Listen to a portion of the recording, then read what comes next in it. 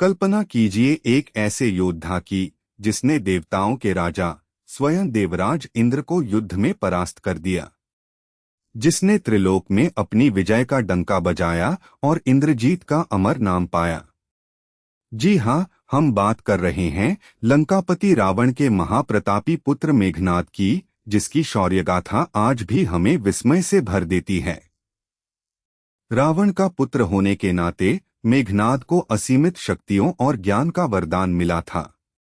उसने गुरु शुक्राचार्य से युद्धकला सीखी और ब्रह्मा से ऐसे वरदान प्राप्त किए जो उसे युद्ध में लगभग अजेय बनाते थे, विशेषकर कुलदेवी निकुंभला का यज्ञ निर्विघ्न संपन्न होने तक।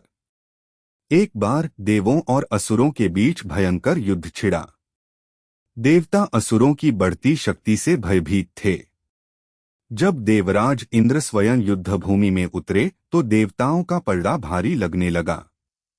इंद्र अपने वज्र के साथ अदम्य लग रहे थे और उन्होंने कई पराक्रमी असुरों को परास्त कर दिया। यह देखकर मेघनाद क्रोधित हुआ। उसने अपने पिता से कहा, पिताश्री, मैं इस अहंकार को तोड़ूंगा और इंद्र को बंदी बना लाऊंगा। रावण ने पुत्र के शौर्य पर गर्व किया। मेघनाद अपने दिव्य रथ पर सवार होकर भयानक गर्जना करते हुए रणभूमि में उतरा। उसकी उपस्थिति मात्र से देवसेना में खलबली मच गई। रणभूमि में मेघनाद और इंद्र का आमना सामना हुआ। यह दो महाशक्तियों का टकराव था।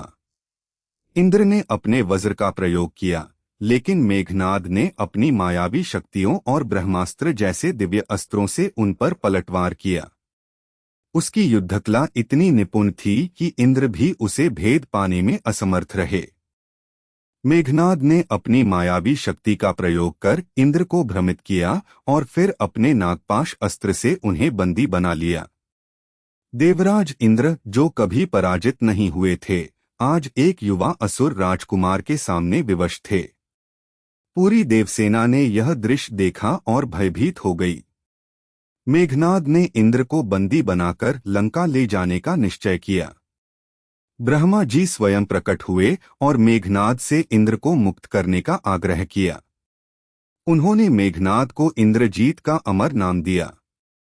मेघनाद ने ब्रह्मा जी के कहने पर इंद्र को मुक्त कर दिया, लेकिन इस घटना ने उसे त्रिलोक में एक अद्वितीय योद्धा के रूप में स्थापित कर दिया।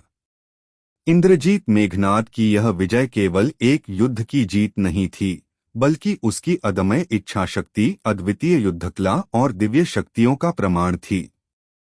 यह दर्शाता है कि दृढ़ संकल्प से असंभव कार्य संभव किया जा सकता है।